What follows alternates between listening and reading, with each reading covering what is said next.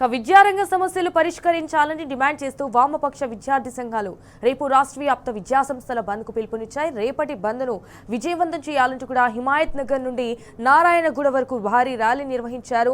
రాష్ట్రంలో ప్రభుత్వ పాఠశాలల మూసివేత నిర్ణయాన్ని ఉపసంహరించుకోవాలని కూడా విద్యార్థి సంఘాలు డిమాండ్ చేస్తున్నాయి. అయితే ఫీజు రియంబర్స్మెంట్ బకాయిలు ఇటు వెంటనే విడుదల చేయడంతో పాటు విద్యాశాఖకు మంత్రిని నియమించాలని పెద్ద ఎత్తున నినాదాలు చేశారు. మరిన్ని వివరాలు మా ప్రతినిధి మహేష్ ఫేస్ టు ఫేస్.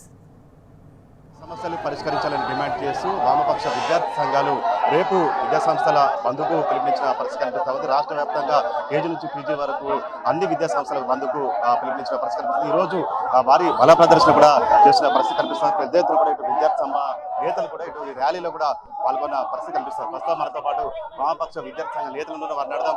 చెప్పండి, రేపటి బంద్కు గల ప్రధాన కారణం ఏంటి, మీ డిమాండ్ ఏంటి? ఒకటి, తెలంగాణ రాష్ట్రంలో ఈ రేవంత్ రెడ్డి ముఖ్యమంత్రి అయిన తర్వాత ప్రభుత్వ విద్యారంగాన్ని పూర్తిగా ధ్వంసం చేస్తా ఉన్నాడు. 27,000 ప్రభుత్వ పాఠశాలల్ని మూసేయాలని చెప్తున్నాడు. 4,000 పాఠశాలలు తెస్తామన్నారు. గత ప్రభుత్వం ఏమో పాఠశాలలు పెట్టి గురుకులాలు పెట్టి అభివృద్ధి చేస్తే ఈ కాంగ్రెస్ ప్రభుత్వం వచ్చిన తర్వాత ఎట్లా ప్రభుత్వ విద్యను ధ్వంసం చేయాలని చూస్తా ఉన్నాడు. ఇప్పటికీ ఫీజు రియంబర్స్మెంట్ రాలేదు, అలాగే స్కాలర్షిప్ రాలేదు. 10,000 పైగా కోట్ల పైగా ఫీజు రియంబర్స్మెంట్ స్కాలర్షిప్ పెండింగ్ ఉంది. వాటిని విడుదల చేయమంటే ఈ రాష్ట్ర ముఖ్యమంత్రి కనీసం స్పందించట్లేడు. ఉచిత విద్య వద్దా, ఉచిత బస్ పాస్ ఇస్తారు, ఉచిత మహిళ అంటారు, కానీ బస్ పాసులు మహిళలు కాదు, ఉచిత విద్య కావాలి. పెండింగ్ లో ఉన్న స్కాలర్షిప్ రియంబర్స్మెంట్ ఇవ్వాలని అడుగుతున్నాం. వాటితో పాటు ఖాళీ పోస్టులు భర్తీ చేయాలి. వాటితో పాటు 20% ఉచిత విద్యను అందించాలి. అలాగే కార్పొరేట్ విద్యా సంస్థలో ఫీజుల నియంత్రణ కోసం చట్టం చేయాలని ఈ ప్రధానమైన 19 రకాల డిమాండ్లతోని ఎస్ఎఫ్ఐ అలాగే వామపక్ష విద్యార్థి సంఘాలు రేపు రాష్ట్ర వ్యాప్తంగా బంద్ నిర్వహించబోతా ఉన్నాయి.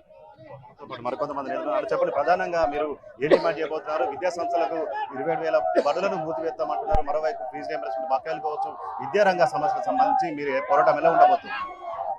విద్యాశాఖ మంత్రిగా రేవంత్ రెడ్డి గారు అట్టర్ ఫ్లాప్ అయ్యారు. తక్షణమే రేవంత్ రెడ్డి గారు విద్యాశాఖ మంత్రి వేరే వాళ్ళకి కేటాయించాలి. మీరు అధికారంలోకి వచ్చి 2.5 సంవత్సరాలు కావస్తున్నా కూడా ఈ రాష్ట్రంలో ఉన్నటువంటి విద్యార్థుల సమస్యలపై ఏనాడు సమీక్ష నిర్వహించలేదు. ఈ రాష్ట్రంలో ఉన్న ప్రభుత్వ విద్యారంగాన్ని బలోపేతం చేయకుండా ఈరోజు ప్రభుత్వ విద్యా సంస్థలు తగ్గిస్తా అని చెప్పేసి చెప్పడం చాలా దుర్మార్గమైన విషయం. మీరు ఏం చెప్పారు గతంలో ఎన్నికల హామీలు ఏం చెప్పారు? మేము అధికారంలోకి వస్తే ఈ రాష్ట్రంలో ప్రభుత్వ విద్యారంగాన్ని బలోపేతం చేస్తాం, ప్రభుత్వ విద్యారంగం అధికారులు కేటాయిస్తాం, ఈ రాష్ట్రంలో ఉన్నటువంటి పేద విద్యార్థులకు మేము కాంగ్రెస్ ప్రభుత్వం అండగా ఉంటుందని చెప్పారు. కానీ మీరు చెప్పిన మాటలకి చేస్తున్న చర్యలకు ఎటువంటి పొందడం లేదు. కాబట్టి మీరు రేవంత్ రెడ్డి తక్షణమే మీరు విద్యార్థుల పక్షాన కాదు, మీరు కార్పొరేట్ ఎడ్యుకేషన్ పక్షాన ఉన్నారు. విద్యార్థుల కోసం మీరు పనిచేస్తున్న రోజు పెట్టుబడిదారు వర్గాల కోసం పనిచేస్తారు. కాబట్టి తక్షణమే ఈ రాష్ట్రంలో ఉన్నటువంటి విద్యారంగ సమస్యలు పరిష్కరించాలని చెప్పేసి వామపక్ష విద్యార్థి సంఘాలుగా ఏఎస్ఎఫ్ఐ ఇతర విద్యార్థి సంఘాలు డిమాండ్ చేస్తున్నారు. లేని ఖచ్చితంగా రానున్న కాలంలో రేవంత్ రెడ్డికి తగిన గుణపాఠం చెప్తామని చెప్పేసి ఈ సందర్భంగా హెచ్చరిస్తా ఉన్నాం. కమిషన్లు ఇచ్చే మూసి ప్రాజెక్టు లేకపోతే ఫ్యూచర్ సిటీ కోసం వేల కోట్ల రూపాయలు కేటాయిస్తున్నటువంటి రాష్ట్ర ప్రభుత్వం విద్యార్థులకు ఫీజు రియంబర్స్మెంట్ స్కాలర్షిప్లు ఇవ్వడంలో పూర్తిగా విఫలమైంది. అందులో భాగంగానే మేము రేపు రాష్ట్ర వ్యాప్తంగా విద్యాసంస్థల బంద్కు పిలిపించాం. ఈ బంద్ని విజయవంతం చేయవలసిందిగా కోరుతా ఉన్నాం. ముఖ్యంగా 23,000 పాఠశాల మూసివేత ఏదైతే ఉందో ఆ మూసివేత నిర్ణయాన్ని వెనక్కి తీసుకోవాలని చెప్పేసి మేము డిమాండ్ చేస్తా ఉన్నాం. నవీన్ నికోలస్ గారు ఈ రోజు ఒక ప్రకటన చేశారు, మీ స్కూల్స్ మూసివేయట్లేదని. నవీన్ నికోలస్ గారు కాదు ఈ రోజు ప్రకటించాల్సింది, సాక్షాత్ ముఖ్యమంత్రి ఈ రాష్ట్ర ప్రజానికానికి క్షమాపణ చెప్పి 23,000 పాఠశాల మూసివేతను వెనక్కి తీసుకోవాలని చెప్పి మేము డిమాండ్ చేస్తా ఉన్నాం. ఇప్పటికైనా విద్యారంగ సమస్యలు పరిష్కరించాలి. లేని పక్షంలో విద్యార్థి ఉద్యమ తయారీ రాష్ట్ర ప్రభుత్వం చూపిస్తామని చెప్పి ఈ సందర్భంగా హెచ్చరిస్తా ఉన్నాం. ఈ రోజు కాంగ్రెస్ ప్రభుత్వం అధికారంలోకి వస్తే ఫీజు నియంత్రణ చట్టం తీసుకొని వస్తామని చెప్పింది. కానీ ఇప్పటి వరకు 3 సంవత్సరాలు అవుతున్నాయి, ఇప్పటి వరకు ఫీజు నియంత్రణ చట్టం తీసుకొని రాలేదు. ఫీజు రియంబర్స్మెంట్ స్కాలర్షిప్ బకాయిలు పెండింగ్ గా ఉండడం వల్ల చాలా మంది పేద మధ్య తరగతి విద్యార్థులు ఈరోజు చదువుకు దూరం అవుతా ఉన్నారు. ప్రధానమైనటువంటి డిమాండ్లతోటి మేము రేపు బంద్కు పిలుపునివ్వడం జరిగింది. బంద్ను విజయవంతం చేయాలని ఈ రోజు నారాయణగూడలో వేల మంది విద్యార్థులతో ఈ రోజు ర్యాలీ చేస్తా ఉన్నాం. కావున రేపు ప్రతి ఒక్క విద్యార్థులు కానీ తల్లిదండ్రులు కానీ మేనేజ్మెంట్ అందరూ సహకరించి బంద్లో పాల్గొనాలి అని చెప్పి తెలియజేస్తూ ఈ సెలవు.